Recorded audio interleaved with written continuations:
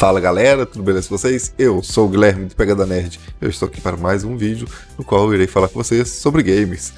Como vocês já viram aí na thumb, eu quero falar sobre o vazamento do PlayStation 6. Já tem uns dias que vem... Alguns dias não, já faz algum tempo que vem tendo rumor sobre o PlayStation 6.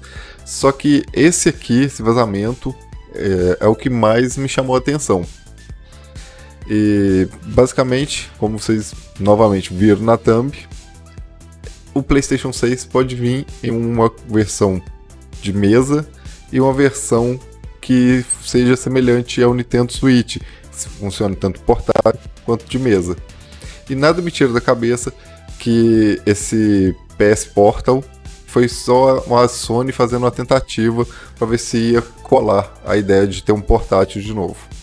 E claro, né? A Nintendo está mostrando para ela que ter portátil faz muito sucesso, tanto que a Xbox também viu o sucesso e foi atrás com o Xbox Ally.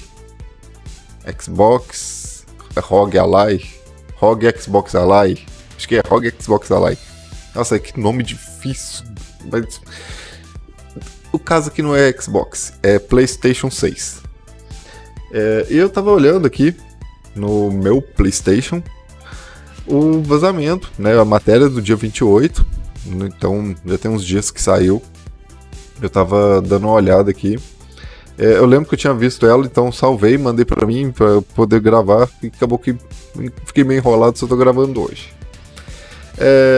O PlayStation 6 ele vai vir em 3 versões, na verdade.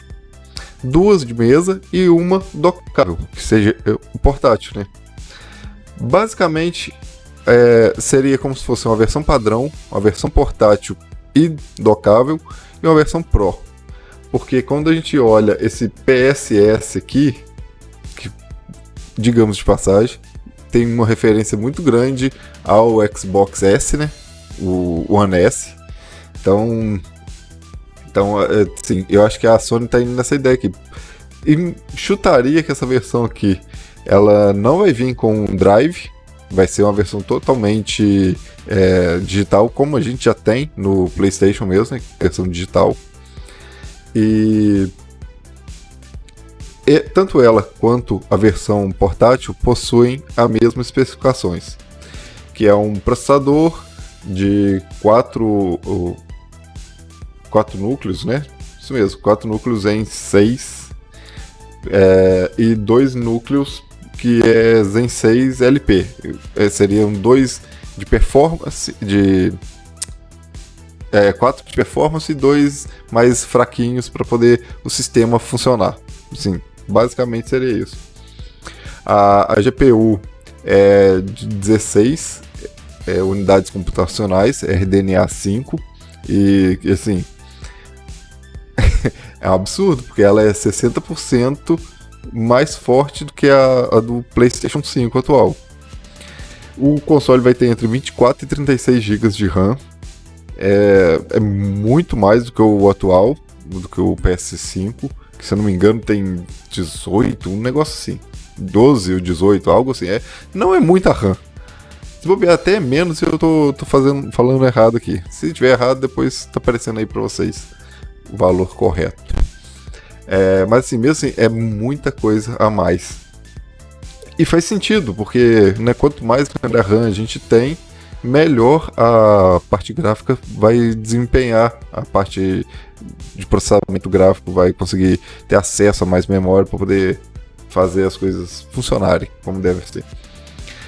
E o processador é de 3 nanômetros. Todos os 2 consoles vai vir com a APU Canis da AMD. E a versão Pro, digamos assim, seria como se fosse o Xbox X, né? Essa sim eu acredito que venha com drive, tem mais poder, até porque ela vem com um processador de 8 núcleos em 6, né? Então assim, ele é bem melhor mesmo. A GPU vai ser de 40 a 48 RDNA, 40 unidades computacionais. Assim, é absurdo isso aqui. A comparação de uma com a outra é gritante. porque você sai de 16 na versão básica para 40 ou 48, assim. Gente, vamos tentar dar uma balanceada aí, equilibrar as coisas. E a memória RAM, né? Que é entre 24 e 36, isso lá pra 40. Assim, 40 é muita memória RAM, cara. É surreal. E isso tudo promete uma performance de 3 vezes a rasterização do PS5. Com ray tracing em 3 vezes superior. Então, assim, vai ser um console absurdo de forte. E agora uma opinião minha, assim, não é baseado no que a gente consegue ver aqui dos vazamentos. Essa versão S aqui, eu acredito que ela nem precisava existir. E essa versão base aqui dele, que é o console de alto desempenho, vamos dizer, essa versão Pro dele, talvez ela poderia ser simplesmente um pouco mais equilibrada. Não precisava ser tão absurdamente mais forte. Até não faz muito sentido o console Pro, se a gente for parar pra pensar, porque se essa aqui for a versão mais fraca, essas duas, os jogos têm que ser feitos pensados nela para poder funcionar aqui. A versão Pro é só assim, tipo, vamos botar umas firulas aqui, vamos liberar mais poder gráfico. Não compensa muito, eu não vejo tanta vantagem assim. Se o jogo for feito, pensado para rodar aqui ele só vai rodar com mais facilidade, mas o PS básico tem que ter capacidade de rodar ele. Mas essa versão S6S e a PS6 handheld podia ser somente a handheld, já que eles têm a mesma capacidade de poder e é uma versão que é dockável. Então assim, se você tem a dock, você pega o seu console e coloca ele lá, tal como acontece com o Switch. E, bem, pensando dessa forma, a versão que não é dockável, que é já fixa ali na tela, faz muito sentido existir. Porque se você tem uma versão que é portátil, você só chega em casa, pluga ele ali e ele tá funcionando, não muda muito. Sem contar que você tem a possibilidade de carregar o seu console para onde você quiser, é um dos charmes que o Switch tem. E a PlayStation conseguindo isso vai ser show de bola. Então, assim, eu não vejo muito sentido nessa versão aqui, a não ser que seja questão de, sei lá, às vezes ela tem um resfriamento melhor, roda mais liso, mas assim, esse portátil da PlayStation, ele tem que rodar tão bem quanto a versão não portátil, porque senão nenhum dos dois faz sentido. E essa aqui vai ser a versão Pro. Então é como se você quisesse comprar um PlayStation 5 Pro atual. Vai ser o PlayStation 6 Pro. Então,